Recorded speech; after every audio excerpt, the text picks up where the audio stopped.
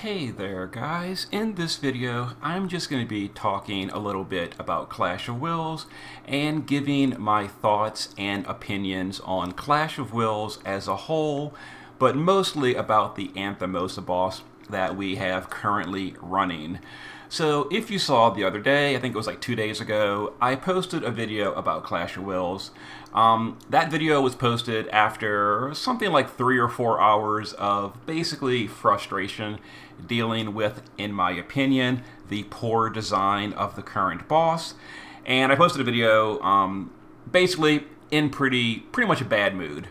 And everything I said in the video was accurate. I didn't, say anything I didn't mean. But in this video, I want to go a little bit more into detail and just talk and give, more explanation of my thoughts on Clash of Wills and the reason that I personally am enjoying it a little bit less than before. Well, a lot less than before. But yeah, so the current boss is Anthemosa, and we're going to just talk about the various changes to Clash of Wills. So let's scroll down just a little bit for some of the kind of major changes we had this month. So one of them is the damage cap was increased. The damage cap, in the past was 2.5 billion. It has now been doubled to 5 billion. Now, the boss this month does have very slightly less defense than the previous month. So right here is a full modifier stat breakdown of Anthemosa. You can see that she has 1,230,000 defense plus 100% passive. And then let's go to last month just for curiosity. Last month was Asta, and from the data mine, Asta had 1.3 million defense plus 100%. So this time, honestly, it's almost the same defense, but technically it is a tiny speck less defense than last month, but still very, very bulky. So the damage cap has basically been doubled. You can more realistically, because of the lower defense, say it's more like an 80% increase as compared to last month. In any case, much higher damage cap. Now, honestly speaking, for me personally, I don't think this is much of a problem. I think a higher damage cap is kind of fine for the rank 1 clears, just because, in the past we have been doing on a 2.5 billion cap, when you take in like a really, really meta high-end team, people were doing like 6 billion damage on show-off videos. So the damage cap probably was, for a rank 1 clear, a little bit too low. It didn't keep up with power creep, 2.5 billion. Now I know you can adjust defensive spirit, and you can just make the boss bulkier and keep the same damage cap. But, I don't know. Overall, I do think making the boss harder to hit the damage cap is overall fine and kind of warranted, because we were dealing with meta teams. I'm not talking about budget runs, but with meta teams, we were dealing way over the damage cap. And even in the current Clash of Wills, with the new damage cap, I personally have shown a team where I did 7.4 billion damage. So I'm still overcapping by 50%. So I think the actual damage cap itself, the target number, is fine. Hitting 5 billion is not easy, but it's not an extreme difficulty or anything. I think overall the change to the damage cap is fine. Now, on the other hand, another kind of major change is the boss has basically the same type of HP as the Anniversary boss did. 15 billion HP. Now that's quite a bit, because this boss, you only realistically have something like 21 or 22 turns to win, because after that, the morale generation on the boss's end ramps up so excessively, you just can't realistically keep up. So if you're not winning the fight by preferably turn 16, but by turn 21 or better, starting on turn 22, the boss is gaining 9,000 extra morale per turn on top of the morale he's already getting per turn, and you fall too far behind. Because the other modifier is right here. you have to finish the fight with your morale at 180 or better. And that's, I'm going to say, nearly impossible after turn 22. I'm not sure if that is realistically possible to get a turn 23 or above clear and still finish the fight at 180%. Maybe it is. I could be misspeaking. But yeah. So anyway, so basically you need really excessively high damage per turn to deal 15 billion damage in a 20-ish turn limit. It's not a hard limit, but about 20-ish turns. And again, I don't think that's really much of a problem. It's definitely more challenging, and that's the kind of things when I say I enjoy a higher challenge. While I don't specifically love the idea of challenge always being based on the amount of damage you deal, I'd much rather challenge in other ways, like, harder to tank. We're going to discuss that in a lot more detail in a few minutes. But it is a reasonable way to add challenge, to add a hard to hit goal for the 1 turn damage cap, and then add a hard to hit goal of damage per turn to finish the fight in a reasonable time frame. And overall, I kind of enjoy that kind of a challenge. It's hard. It can put stress on your party building. You need a really synergistic team. You got to manage your buffs uptime and manage your bursting over the course of 20 turns. I personally enjoy that kind of stuff. So these changes, they definitely make it harder. They do kind of like kneecap budget teams in a way. So like a budget team is going to struggle to deal 5 billion, and it's going to really struggle to deal 15 billion over the course of 20 turns, especially with the boss's rotation, which we'll get into in a moment later. So this is a way they have added challenge in my opinion, in a reasonable way. It certainly makes it harder. It makes it, just to speak bluntly, it does make it more expensive, like whale only. Definitely not whale only. Free-to-play veterans can still do it if they've, properly managed their resources and pulled for the right units, stuff like that. But it's harder. It's way harder to hit the damage cap. I'm fine with that, though. I think a harder damage goal was warranted. Okay, so we're gonna move on at that point. So something else is the maximum morale bar has been increased. It's basically harder to fill the morale gauge to maximum. Again, I think this is overall expected. We were getting to the point with some of our units these days where we were getting literally 200% morale almost by turn 1. Like on turn 1, if you had things like Melissa, possibly like what's her name? Like Sylvie doing all her cooldowns on turn 1, stuff like that. Rick has a bunch of really high burst morale skills. You could fill the morale gauge in like 1 turn or maybe 2, and then at that point it was always at maximum. So morale was like kind of a non-issue for quite a while. So making it harder to fill the morale gauge, I think, is fine. It was about time. Morale power creep has gotten to the point where filling the gauge was easy, and it's still, dependent on your party, pretty easy to fill the morale gauge. On the clears I've been doing for Anthemosa, I would usually hit 200% morale gauge by turn 4 or turn 5, depending on the clear. Not if the Ailment Mod was turned on, though, and again, we're going to get to that in just a minute.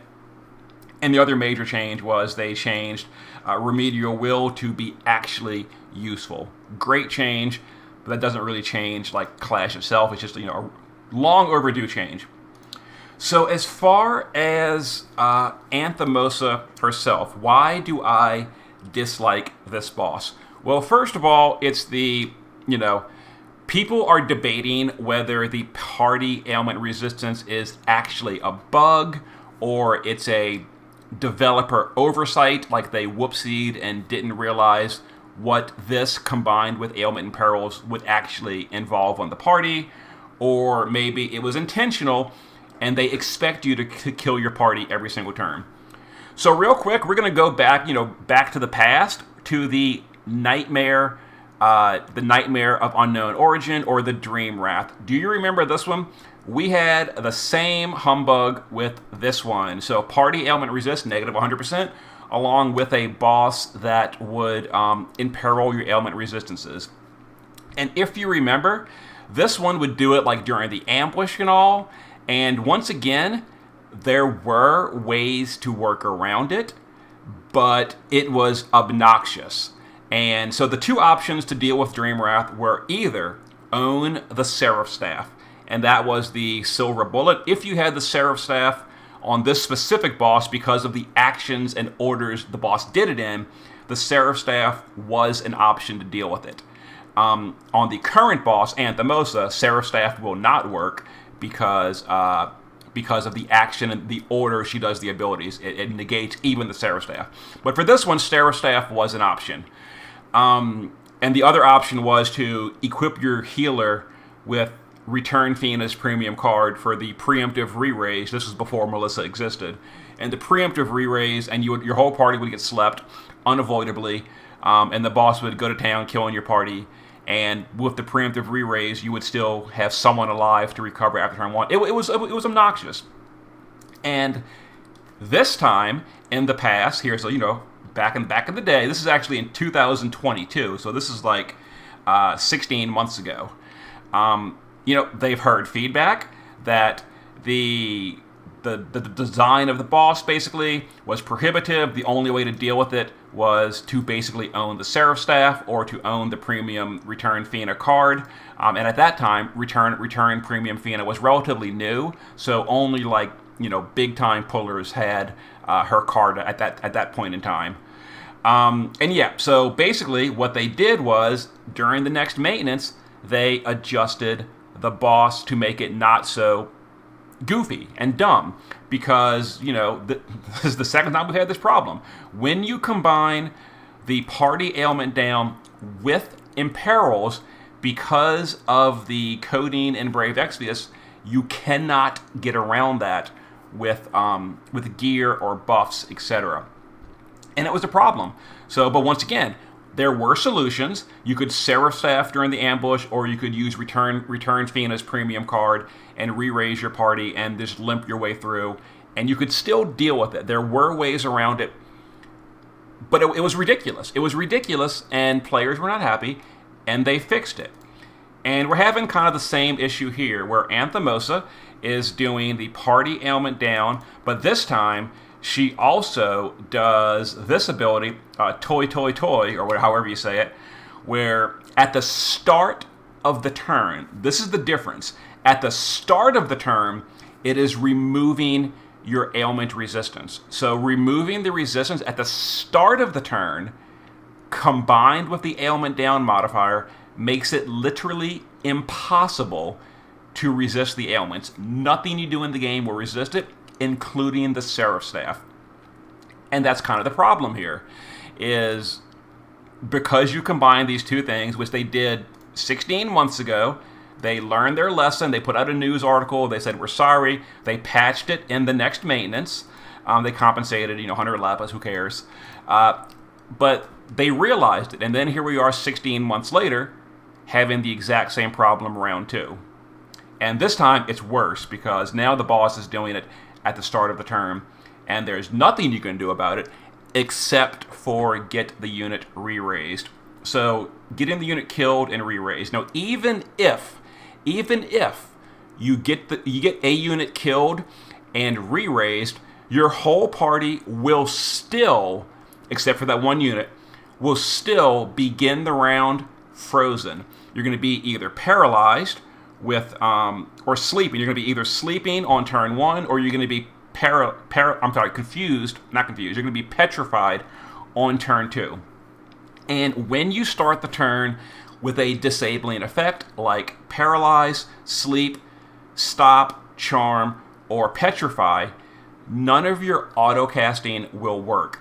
So what this basically means is your party is going to start completely frozen, which means any kind of auto casting is disabled. That means all of your Clash of Wills gear, all of your Celestite helm of whatever, your Emperor's Ring, all of this stuff that auto cast morale per turn is all disabled.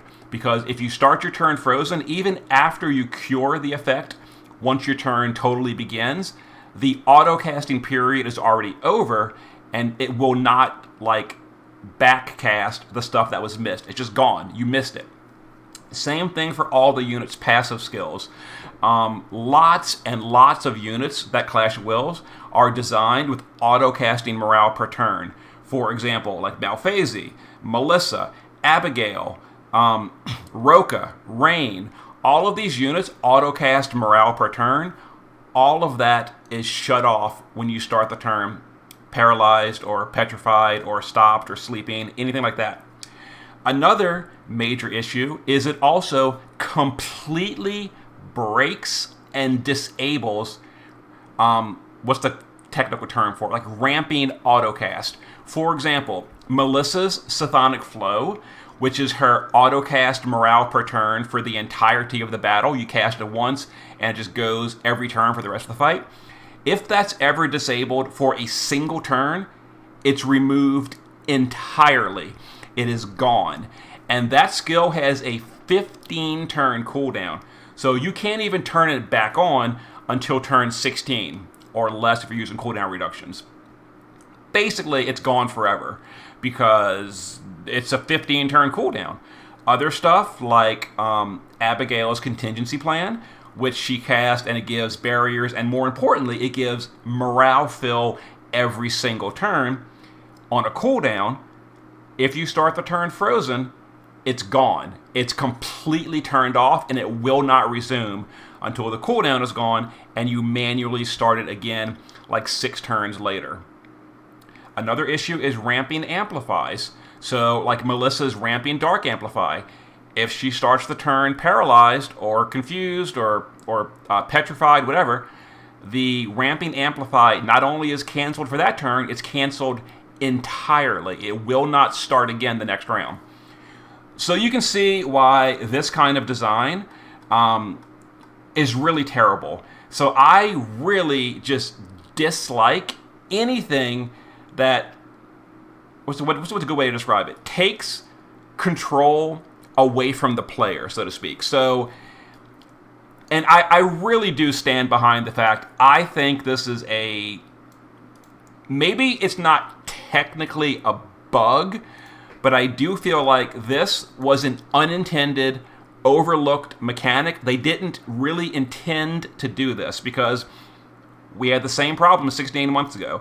The exact same problem, and they even put out a news bulletin saying, whoops, we didn't mean to do this. We're sorry. We're going to fix it. We're going to compensate you, etc.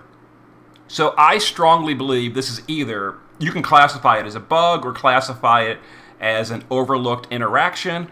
Whatever you want, I do not believe the person that created this fight intended for your party to be completely unable to stop these ailments. I think they thought that either you could stack resistances through gear and buffs and it would work, or they thought maybe you could dispel these imperils. These imperils, by the way, are not dispellable. You cannot remove them by any possible way except for the unit dying. So yeah, this is like a major problem. And again, you can work around it by having a unit die every single time this ability is used. So if benefit of the doubt, if they really did intend for all these morale abilities to be nullified because you start frozen, a better way to do it, in my opinion, instead of taking the ability of the units away from the player, which always feels really bad on the player's end, by taking away something from us, you should instead just make the boss generate more morale and allow us to generate our morale to counteract that. You see what I'm saying? Even if technically speaking, you can end up at the same point after the fact, it feels better for the player to have to generate 3,000 more morale per turn using our abilities, as opposed to us generating 3,000 less morale in a turn because you have taken away power from our units. I'm not sure if I'm explaining it the way I mean it in my mind, but hopefully you kind of get what I'm saying. It always feels better to not take something away from the player. So yeah, but again, I still think they didn't mean to do this. You can debate that in the comments if you want. So, why is that kind of a problem? Well, for one thing, this makes, as I already said, morale generation insane. It's very hard to generate morale when you have taken away all the autocasting morale. That's like nearly all the morale you generate is from autocasting. There's also some like active morale gain, like for example, when you cast Melissa's Killers, that's, I forget, like 500 morale per cast, stuff like that. And those all still work because those are active morale gains. But all the passively generated morale, which is the majority of it, is taken away. So that makes this thing right here extremely hard to do, because once the fight starts getting to turn 16 and above, the boss is generating 6,000 or more morale per turn, which you have to counteract every single turn. And when your party is frozen most of the turns, trying to keep up with that morale generation is nearly impossible. So you basically, with an all modifier clear, have to win by like turn 16 to 18 maybe. Because at that point, after turn 16, you can use some cooldown morales to like burst fill, to where you're filling your morale with like really big cooldowns that you can't sustain because they're cooldowns. So that can like get you through turn like 17, 18, maybe turn 19. But after that, if your party's frozen most turns and all your autocasting is disabled, you can't keep the morale up. You just can't. And here's another issue. So the way to work around this problem is by getting a unit killed, which means they have to die on turn 1 and turn 2. Now, the turn 1 death is pretty easy, because on turn 1, and I'm saying turn 1, these are repeating turns. So this is turn 1, 6, 11, 16, 21. Every 5 turns this repeats. So I'm calling it turn 1, but I mean every 5th turn.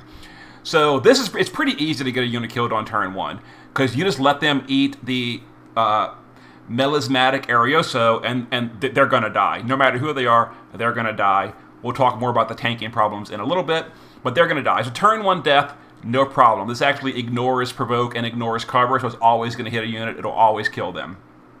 The issue is getting a unit killed on turn 2. So turn 2, there's AoE magic damage, which you can either allow that to kill your magic tank, which most of them are not able to cure ailments if you do that. You could do something like, what's it called? Oh god. Riku's Pouch. You could use like Riku's Pouch to cure ailments on like Abigail or something, but most tanks cannot do that. Chow technically can.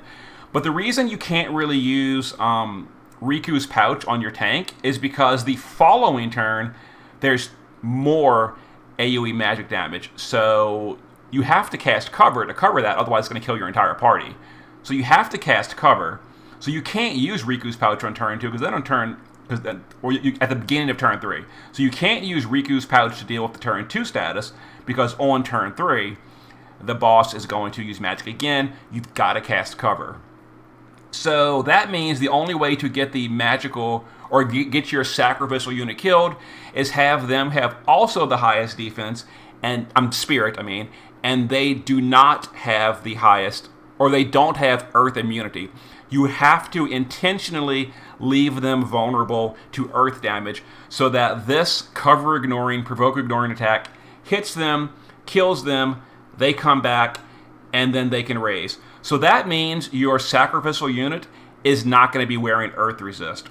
So that means they're going to die on turn 1, they're going to die on turn 2, they're going to die on turn 3, because on turn 3, we've got, yet again, it targets the same person. Because they're not going to be wearing earth resist, even though you don't need them to die on turn 3, they're going to as a byproduct, because they now have earth vulnerability. And you had to do that to let them die on turn 2. Which also means they're going to die yet again on turn 5. Turn 5 and turn 3, you should never have deaths. Honestly, the only time you should ever have someone dying is on turn 1 of the rotation, because this is impossible to survive. We'll see why in a moment. Other than imbues on the boss, which you can use to get free turns. But normally, if we didn't have this ailment problem, no one should ever die on turns 2, 3, 4, or 5. But because we have to intentionally get someone killed on turn 1 and turn 2, they're going to also die on turn 3 and turn 5 because they're going to be vulnerable to earth damage, which they should be immune to. And are you seeing the problem here? You're having at least one unit dying 4 out of 5 turns, which means that unit can never be using auto-casting. It also cannot be your tank because they have to cover on turn 3, and they have to be the one curing the party. So they have to be able to cure the party, and something like Riku's Pouch is not an option because then you'll be not covering on turn 3. Another issue, and this is more of a technical issue and not really specifically a boss design, but depending on the device you're playing on, if the device has either too high or too low frames per second, this AoE attack, if it goes off during re-raise, can actually kill your party. It's really goofy. So because your unit is dying, depending on your device, that's why people in chat would be like, well, how come on turn 3 my party just randomly died even though my tank covered? Well, that's because your tank is dying, the second cast may or may not go out during the re-raise and get through cover. So if your tank wasn't dying in the first place, then that wouldn't be a problem. That would never happen because you just don't die, period. But because people are dying, that can just wipe your party randomly just because of device lag. And that's, I guess you can't specifically blame that on the developers, although it kind of is their fault. But yeah, that's just a whole nother slightly related issue. Anyway, all of this is why I feel like this ailment modifier is not a good idea. It's not a good idea if the boss is also doing ailment imperils, which the boss does every second turn with the 2-turn duration, meaning permanent uptime. It's always up. So yeah, that's the problem with that. Let's move on to another issue with this boss. Another issue with this boss is the actual tanking itself. I feel like they did not even try to see if this was realistic. So this ability right here, Melismatic Arioso, is cast 2 different times on turns 1, 6, 11, 16, etc., etc. It's also cast 1 time on turn 3. Now, the turn 3 one, you can use a 3-stack Mirage, and it's fine. And lots of units have 3-stack Mirage. So the turn 3 one should honestly never kill anyone. The turn 5 one, on this turn, the boss is imbued with Earth Element. So if with Earth immunity, this will also never kill anyone. So, unless, of course, you're intentionally vulnerable to Earth because you have to be because of the ailment bug. But we're gonna assume for a minute the ailment bug doesn't exist. But on turn 1, there's nothing you can do. The boss does 2 AoE physicals, then 2 of these, which are 3 hits each. So 6 cast of Melismatic Arioso, or 6 times 40, for a 240x modifier. Now you can, on turn 1, use a 5-stack Mirage to avoid 2 of these, and 3 of these, then only 3 will hit you. But keep in mind, on turn 5, you also have to do a 5-stack Mirage to protect your party, because your party is not going to be wearing 400% Earth Resist. Let's be honest here. The whole party is not going to be wearing that. You got to deal damage. So you're going to 5-stack Mirage on turn 5, meaning you're really not going to be able to use 5-stack Mirage 2 out of 5 turns. It's just you're just not going to. This one is basically handled by Aya Brea. It's her Clash of Wills. Aya Brea has the absolute silver bullet to deal with this. Every 5 turns, you cast her 5-stack Mirage, handled. But that means you can't realistically 5-stack Mirage this one up here. So that means your Provoker, or your highest defense unit, is taking 6 of these attacks. Now, let's look at a different problem of the boss. This Rondo of Passion. So you can see it's three different buffs. There's Rondo Passion 1, which is a 150 attack and magic buff. Rondo Passion 2 is a 100, and Rondo Passion 3 is a 50. I feel like this is yet another, either you can classify it with, I feel like it's either a bug or a design oversight or a whoopsie or a copy-paste error, because this really makes no sense at all. If you look at it, every third turn the boss uses one of these. If you properly seal the boss, meaning you're using fire, earth, or dark damage as you're supposed to, if you're using that, the boss is going to cast Rondo of Passion 1. If you are not using the proper element damage, he'll use Rondo of Passion 3. He'll also use an AoE Dispel. So basically, you cannot just not use elemental damage. So if you are using elemental damage, the boss, starting on turn 3, and then for the rest of the fight, every third turn, will always have Rondo of Passion 1. Now, look at the problem here. Rondo of Passion 1 has the lowest defense and spirit buff, the lowest mitigation buff, and the lowest morale fill.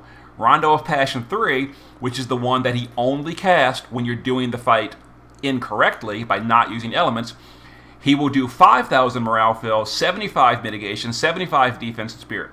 But notice what is inverted here. The Rondo 1 is the largest attack and magic buff. Rondo 3 is the smallest attack and magic buff.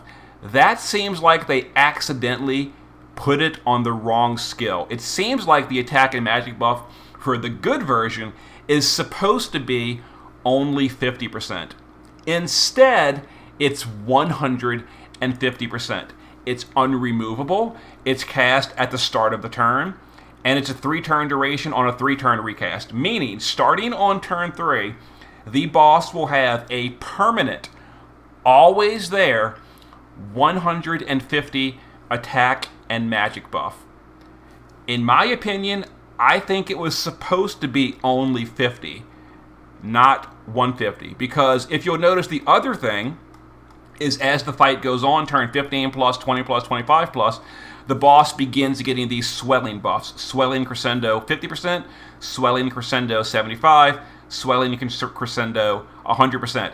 These are literally, as far as the stat, the morale fill is a problem, but as far as the stat buff, these do absolutely nothing, because the boss already has a permanent 150 attack and magic buff, because the boss will have a permanently active Rondo of Passion 1, which for some reason is a 150 attack buff instead of only 50.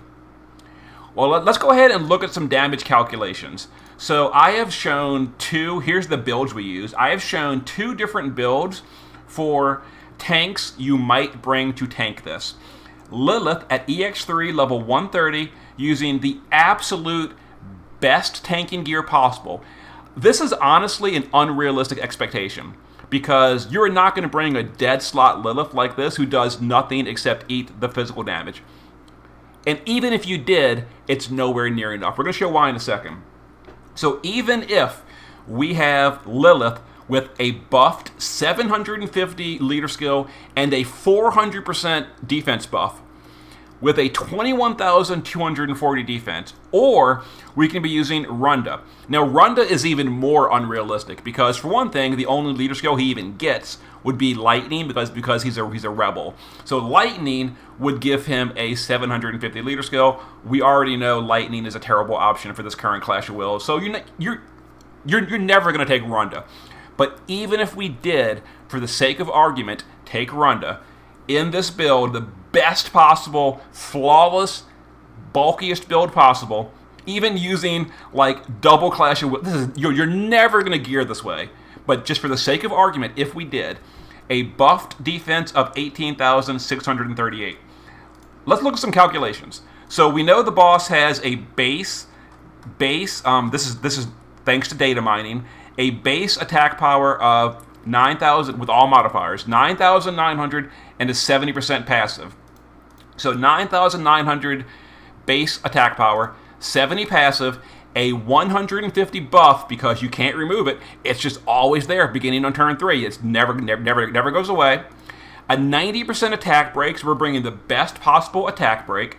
The boss will have a final attack value of 22,770. And the modifier, as we know, with a double cast Melismatic Arioso is 40 cast twice, or 3 times cast twice, so a 240 modifier. Here's some calculation. No, here we go. So Lilith with 21,240 defense and Runda with 18,6 defense. Lilith, in our assumptions, we are using 85 general mitigation from an EX3 Abigail for tanking. So 85 general mitigation. The best physical mit in a realistic party would be 70. That would be Lilith casting her own regular LB, which is its own can of worms. That means you got to fill her LB, not her SLB. It's going to auto-cast cover, which would cause other problems. We're ignoring all the realistic downsides, and we're pretending it actually works out. It would never work out.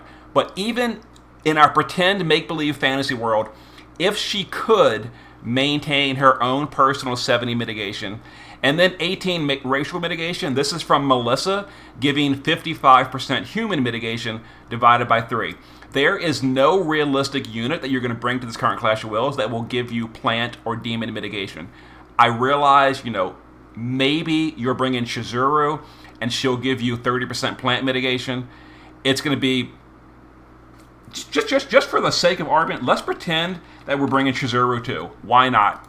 Okay, so Melismatic Arioso will deal to our best in slot gear, Lilith, 400% attack buff, 750 defense buff, with 85 general mitigation from Abigail, her own nearly impossible to maintain 70 physical mitigation. We're pretending that you're bringing both Melissa and Chizuru for racial mitigation.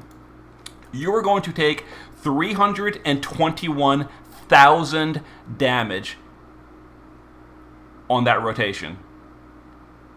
So the whaliest Lilith is getting 81,000 defense, or 81,000 hit points.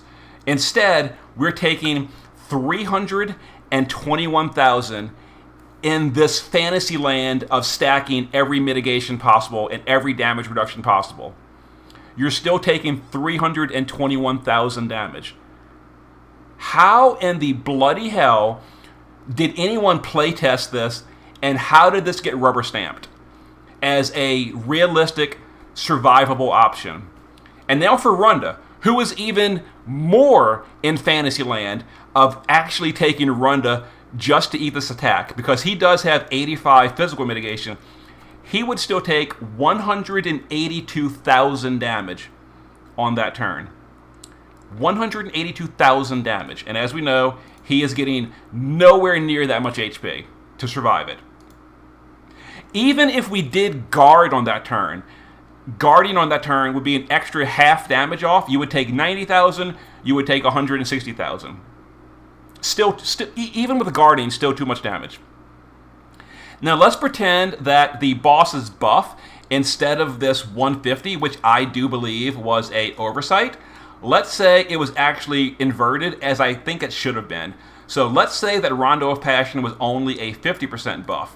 So Rondo of Passion was only a 50% buff.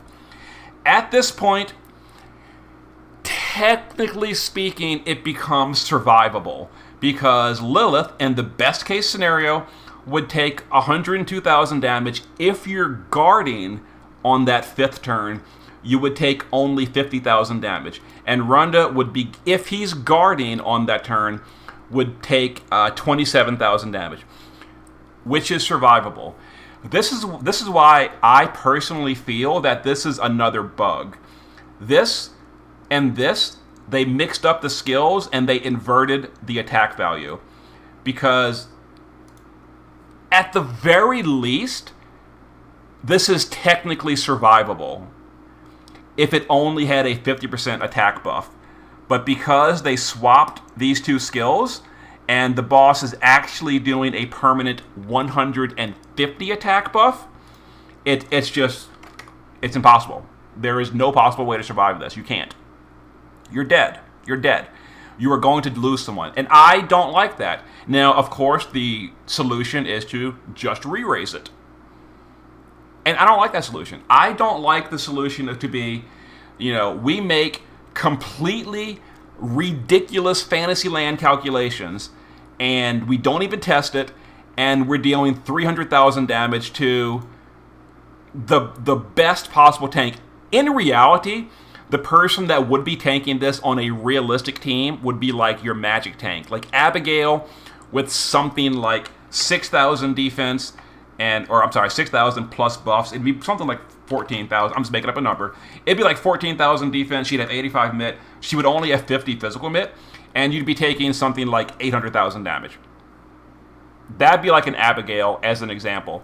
So yeah, it's completely unrealistic, and there's no reasonable way to survive this. And someone did say on Discord, Steiner has 85% plant mitigation. Steiner's even worse because Steiner has no leader skill. The only leader skill that applies to Steiner would be either Zidane or Zach, who are obviously not coming. And Steiner also has bad physical mitigation. So Steiner is just way worse than both of these. So Steiner is not an option either. So yeah, that's another reason I am incredibly frustrated with Clash of Wills, is because they just don't test it. Like this spreadsheet where I just calculate things that I can change stuff. You know, maybe the boss's passive stats are only 25. You know, I can change the stuff in half a second. And this spreadsheet took me like maybe 5 minutes to write. This is so easy to check. And you don't need some big fancy, beta testing team to realize these numbers are just off the mark. And why don't they do this? Why don't they test this and just see that these numbers to survive are completely insane? You cannot survive this. And again, I all the time use the example of Kairos. Kairos was a boss that did extremely high damage to your tank. He was very, very, very hard to survive, but it was survivable. That's the key thing here. You could, and we did, build a bulky enough tank to survive Kairos. It was very, very hard to do. It basically required us to have Behemoth at the time. This is before Runda existed. You basically had to have Behemoth with his demon mitigation and all that, but it was possible. That's the difference here. This one right here, this Meliamasmic Arioso, is not possible to survive. You're not surviving. You're just not. It was untested. It was either that or it's a bug, because as we see, if the boss only had a 50 buff by the buffs not being inverted, at the very least it would have been possible. Still unrealistic, because trying to actually build these and not be a dead party slot is unrealistic. But at the very least, it would have been an option. It would have been an option. There's no option right now except for re-raising. So there you go. There's some feedback from me about Clash of Wills and why I'm just burnt out on either the poor design or the bugs, like this being inverted, this being impossible to stop because they didn't test the modifier. Like, if they had just gone into this thing on a test account, during maintenance, you would literally find out on turn 2 that, whoops, our whole party is being unavoidably petrified on turn 2. No matter what we're doing, nothing is stopping it. Maybe we should adjust this. But they didn't. So it just feels like there's no testing, or if they are testing it, they think this is acceptable, these kind of damage numbers, and I don't know. There's a whole lot going on here. I don't know if it's negligence. I don't know if it's sadistic. I don't know if it's just don't care. Whatever it is, I am not enjoying it. So there you go. There was my 45-minute rant about why I am not enjoying Clash of Wills in the current direction that they're taking it. Okay. Hope it's been informative, I guess. I don't know. I'll see you guys later.